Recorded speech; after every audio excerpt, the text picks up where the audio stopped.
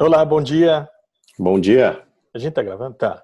Há tanto tempo que a gente não faz reunião de pauta que eu nem me lembro mais os mecanismos aqui para o funcionamento da nossa ferramenta. Mas isso vai acabar, né? A gente vai ter que retomar a reunião de pauta por um motivo importante para nós. Não, a gente vai ter que retomar, até porque agora a gente espera, né, que a gente passe a ter tempo diante de tantos contratempos, né, Uhum. que tivemos para desenvolver o app do antagonista, mais, né, que a gente anunciou, chegamos a colocar à disposição, tiramos porque tínhamos que resolver um monte de problemas, boa parte desses problemas já foram resolvidos, e então hoje a gente vai recolocar à venda o app do Antagonista Mais, que tem algumas vantagens em relação ao Antagonista Aberto, que continuará aberto, né, Diogo? Então, na verdade, a maior parte dos problemas estava concentrada no iPhone, né? o problema era com o sistema iOS, e continua É, sendo, é. porque a plataforma em que nós montamos o app, nosso Uhum, pessoal, é uma plataforma nova, uhum. e ela não conversa ainda muito bem com o sistema da Apple, mas vai passar a conversar. Eu tenho que te dizer que o app é muito prazeroso ler o antagonista, não só porque não tem anúncio, mas a leitura é muito prazerosa, porque você vai vertical, horizontal, não sei se você acostuma Isso. com o app. Eu estava muito acostumado ao antagonista velho, com anúncio, etc., não me incomodava nada, eu abria o negócio 300 vezes por dia para publicar ou para ler o que estava sendo publicado. E aos poucos eu fui sendo educado pelo app do. É uma questão de hábito, né? É uma questão como sempre, imprensa, É. jornal, é sempre isso, né? Você tem que se As, acostumar. Mas a a, leitura é dinâmica, você tem a exato. possibilidade realmente de ler para cima, para baixo, de esquerda É. para direita, direita para esquerda, Os, sem contar o a, conteúdo novo, né? as vantagens são essas. Primeiro, que você não tem anúncio, você tem uma navegação mais ágil, né? É, Você tem os podcasts que a gente produz, o pessoal de Brasília, nós mesmos, né? Então tem notícia, tem opinião, tem ponto de vista. é, Você pode ouvir as notícias seguidamente, então se você está no carro fazendo qualquer outra atividade e quiser ouvir as notícias, os posts em áudio, você tem essa oportunidade também. é. Você tem a seção O Comentarista, não é, que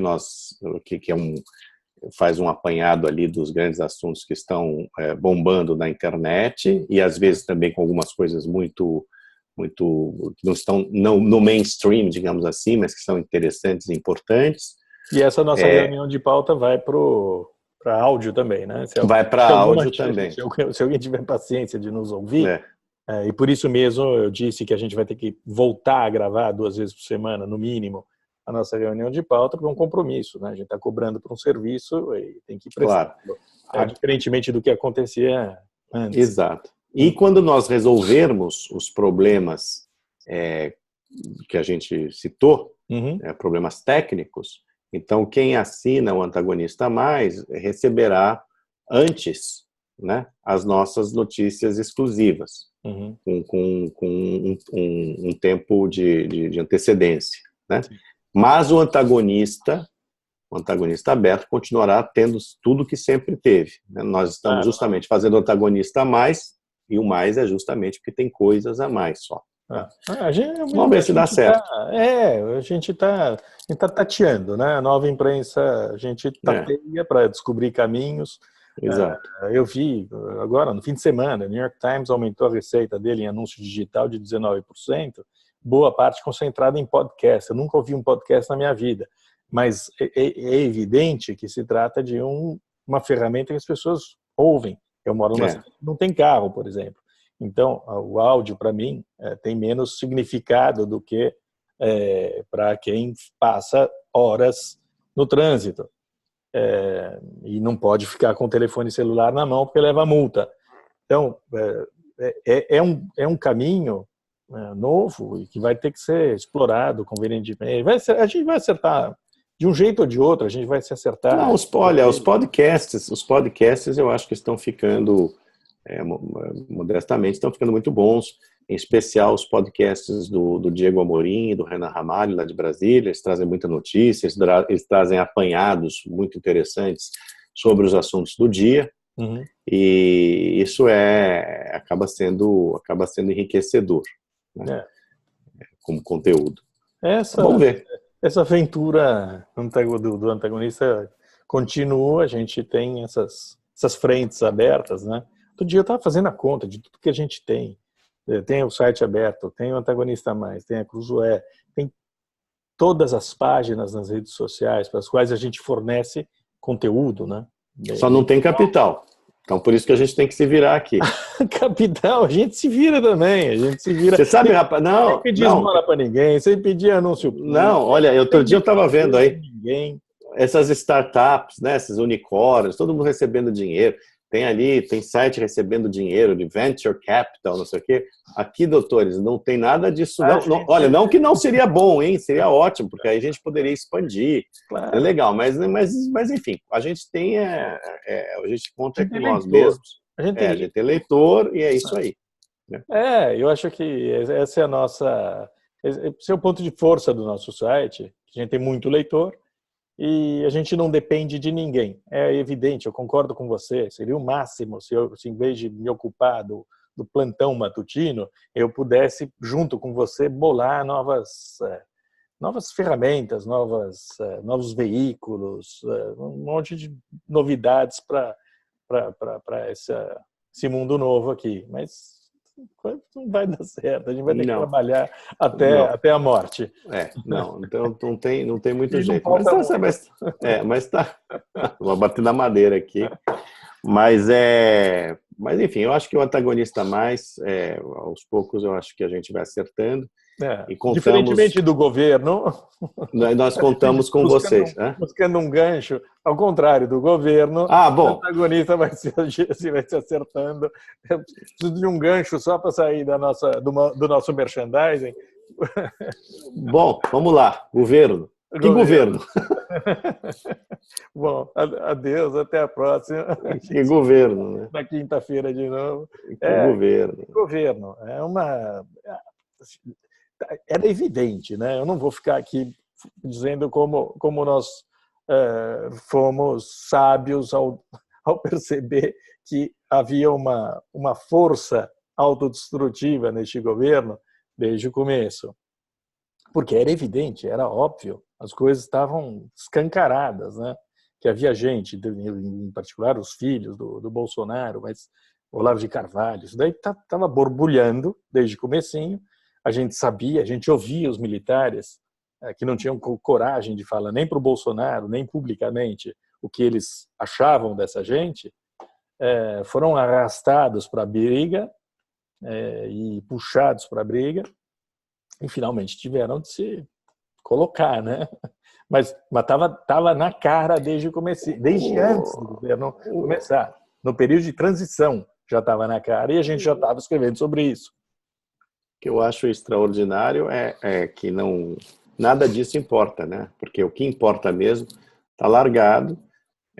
O Centrão se recompôs de uma maneira muito mais forte do que jamais teve.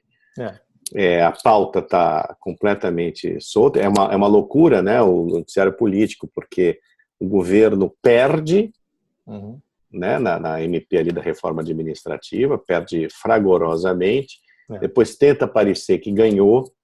Os deputados dessa mixórdia que eles chamam de partido, que é o PSL, né, não sabem, estão feito baratas tontas, porque perdem o COAF e aí vão dizer que não, a gente vai lutar pelo COAF, eu digo COAF no Ministério da Justiça, aí recebem a ordem para não fazerem isso, porque o governo disse que conseguiu 95% do que queria, o que não é verdade, evidentemente. Então fica essa confusão. E esse próprio partido vai se fragmentar, evidentemente. Claro, já está fragmentado. Não, está sendo violentamente atacado também. O Eduardo Bolsonaro com Alexandre Frota, essa disputa de titãs, vai acabar fragmentando também ainda mais esse partido. E você disse, nada disso tem importância porque permitiu que isso tudo acontecesse, né? Não, eu digo... Não, eu sei, entendi perfeitamente o que você disse, mas eu estou só traduzindo essa parte, essa tua frase, para dizer que foi o que deu força, impulso ao Centrão para se transformar nesse monstro. Pegaram esses assuntos que não têm a menor importância, transformaram, né, a tal da guerra cultural, as defesas dos valores judaico-cristãs, do Ocidente. Pessoal, tá bom, tudo bem, é verdade, a universidade está aparelhada, não vou nem discutir, tá? Mas cá entre nós, assim, não conta para ninguém não, o Brasil não é Ocidente, viu? Não é considerado Ocidente. No Ocidente, o Brasil não é considerado Ocidente. Não, então, cá entre nós, o Brasil está quebrado. Cá entre nós, o Brasil está quebrado. Então, é bom consertar, né? É bom consertar, depois a gente vê essas coisas aí e tal, e não vai ser consertado, né? Porque quando a gente vê um mínimo de ânimo em relação à reforma previdenciária, nós sabemos que é forjado esse ânimo, porque no final das contas vai ser aprovado. A gente estava conversando aqui, né, entre o que você ouviu e o que eu ouvi, essa reforma vai ficar entre 200 e 400 bi de economia em 10 anos, o que não vai durar 4 anos, né, porque daqui a 4 anos nós estaremos outra vez com os mesmos problemas. Então, a economia de um tri e pouco pretendida pelo Paulo Guedes, já era. Assim, é muito improvável, né? Diante da fraqueza do governo e da falta até de convicção do governo. O governo não está convicto, né? O presidente da República não está convicto de que precisa fazer uma reforma da Previdência para valer. Já fica difícil, né? Já seria difícil de qualquer maneira, fica difícil, é chover no molhado. Um outro aspecto que eu acho importante a gente salientar aqui também é o enfraquecimento do Sérgio Moro, né, que está levando chumbo grosso ali do Centrão, né, o que é preocupante. A matéria de capa da Cruzoé dava todas as pistas do que aconteceria. E foi a capa do Moro, depois a capa do Centrão. Eu acho que a história está muito bem contada ali, independentemente da gente fazer propaganda ou não da revista, o fato é que está bem contado ali, né? E isso é muito ruim, porque o pacote anticrime do Moro, por mais que haja pontos ali suscetíveis de discussão, né, você tem um aspecto que é importante, que é a luta contra a corrupção, que está indo para o saco, né? A história do COAF, por exemplo, né? O indulto do Temer, o indulto do Temer, né? A autorização às assembleias legislativas para proteger. Porque aí você tem o Centrão aliado ali a uma ala do STF, né? Complicando a coisa. A história também do decreto de armas, que foi amador. Olha, eu não vou entrar na discussão aqui de ser a favor ou contra as pessoas se armarem, não se trata disso. O decreto é amador, é flagrantemente ilegal em alguns aspectos. O Sérgio Moro foi pego de surpresa, porque o Ministério da Justiça recebeu aquilo, foi abundantemente noticiado, recebeu aquilo na véspera, não teve tempo de analisar, e na minha modestíssima opinião, não deveria ter saído com nenhuma chancela. Deveria ter simplesmente dito, nós não vamos examinar isso com essa pressa, porque é impossível.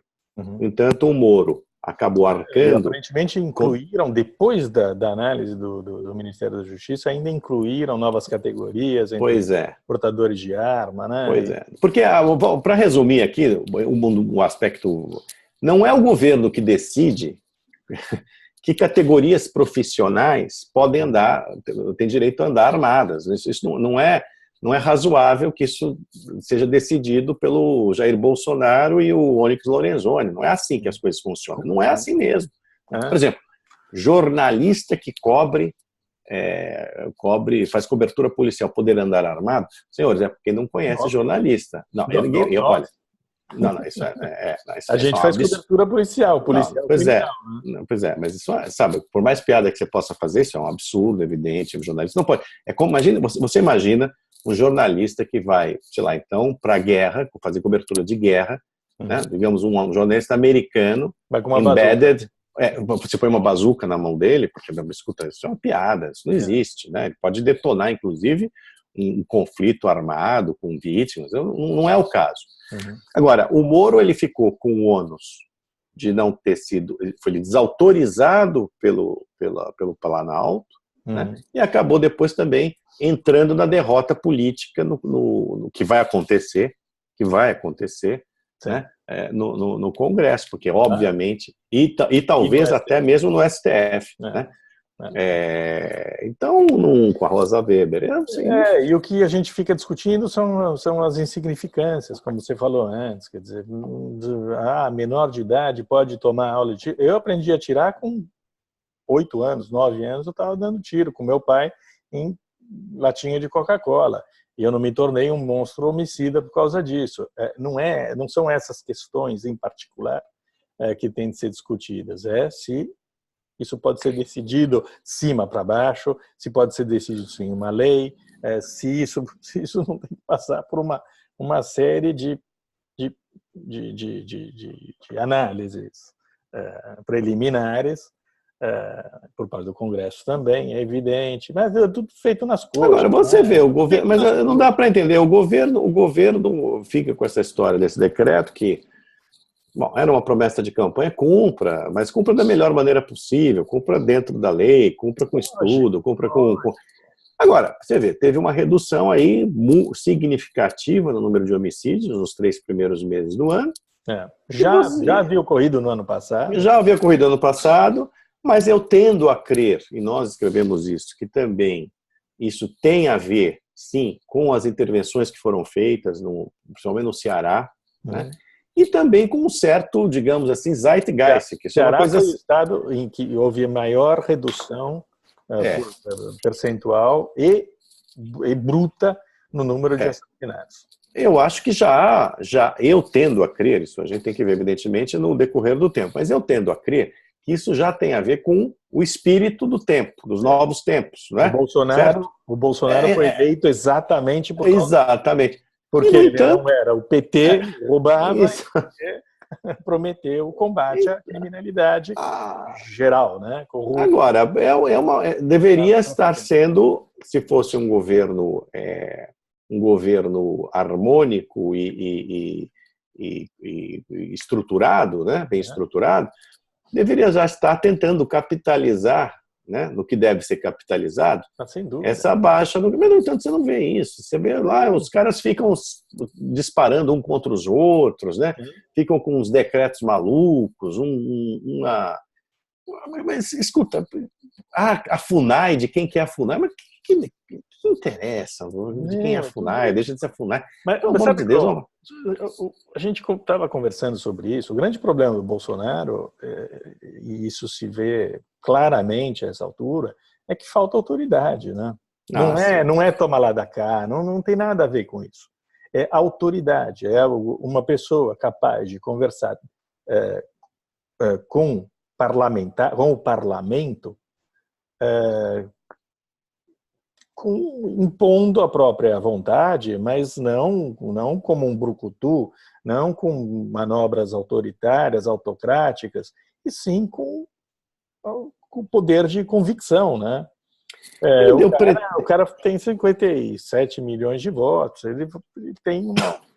ele podia ter usado esse poder político para impor a própria autoridade sem esmagar o parlamento, em primeiro lugar, sem jogar essa turba analfabeta em cima dos congressistas, com os argumentos mais baixos, as ofensas mais rasas, e sem fazer desencadear essa guerra interna, essa guerra civil.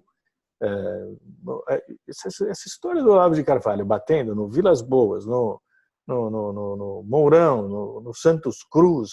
É inacreditável. É inacreditável. Quando você vê isso de fora, você não acredita que isso possa estar acontecendo depois de 4 meses de governo. Você podia imaginar um negócio desse? O Hamilton Mourão, que era o terror o terror da esquerda. O que a gente falava aqui durante a campanha eleitoral? Não, o Jair Bolsonaro foi inteligente pra cacete, porque ele pôs um cara pior do que ele. Quer dizer, ninguém vai jamais poder pedir um impeachment. O Hamilton Mourão virou um perigo. O Hamilton Mourão virou um perigoso comunista, né? É inacreditável. É um perigoso comunista globalista, né? É um negócio... A subversão das ideias é tão espantosa. Juro que eu não podia imaginar um negócio desse. Não nesse nível, não dessa maneira, não com esses argumentos. Eu juro que me pegou desprevenido nesses aspectos. É um governo... para nós é divertido, sobretudo porque a gente vai poder andar armado. Mas eu não pego numa arma, doutor. Você falou eu atirei e tal. Eu te vi atirando quando você era mais jovem, mas eu só fiquei, acho que com pistolinha de água mesmo. Não foi muito além disso. Espoleta. A espoleta, inclusive, eu atirava com espoleta e tinha medo de ferir o dedo. Arma não. Arma é bom lá, eu cá. Né? Eu não acho uma coisa legal, não. Sobretudo quando atiram na gente, acho que... O escudo do Capitão América já estava suficiente para mim, viu?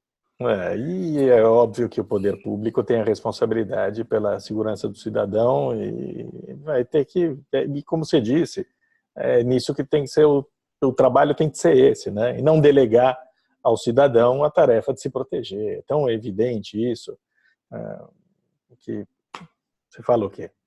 Você pode dar o direito às pessoas a andar armadas, mas ao mesmo tempo você tem que garantir a segurança. Não, é que eu acho que essa não é a discussão que deveria estar sendo feita neste momento. Não é, tá falando, não. É só isso.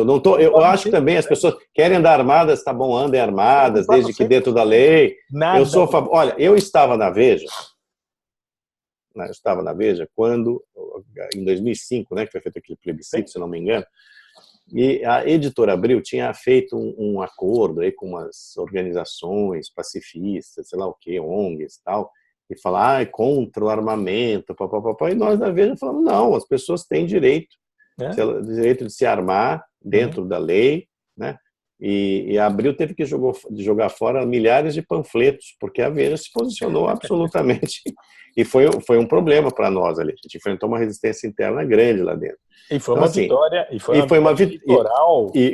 Exatamente. Foi uma vitória eleitoral importante. Os brasileiros eles querem ter direito a andar armados dentro da lei. Eu acho que um cidadão que acha que pode se defender com uma arma, né, desde que ele tenha porte e saiba atirar e tudo mais, tudo bem. Não acho que isso será um grande fator nem de diminuição de crime e também nem de as pessoas vão começar a atirar umas nas outras. Aliás, por quê? Porque as armas estão nas mãos de bandidos, essa é a verdade, e continuarão chegando nas mãos dos bandidos, independentemente de venda ou não venda, porque as armas chegam ilegalmente, por contrabando ou por roubo, né? Então não é este o problema, né? E foi esse o argumento que venceu no plebiscito, né? E foi esse o argumento que venceu, exato. O problema não é tirar a arma de cidadão claro que não. Registrado e honesto. Claro que não. Sim, da bandidagem. Claro que não. Foi esse o argumento que acabou ganhando, foi um argumento sensato. E que exatamente. Mas é óbvio que a gente está tratando de questões totalmente tangenciais. A questão só é essa, que o Bolsonaro fica falando em direito de autodefesa, ok, direito de arma, e está levando chumbo grosso no Congresso o tempo inteiro. Exato, sem reagir. Então, por favor, né, façam se autodefenda, digamos assim, no Congresso, né, que é onde ele tem que se autodefender. Bom, é isso aí, né? Pasmos, é isso aí.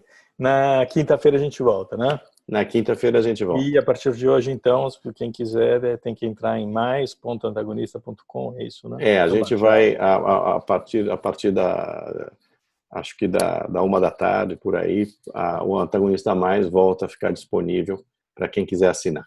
Tá ótimo. Bom, tá bom? Até lá, então. Até lá. Tchau. Tchau.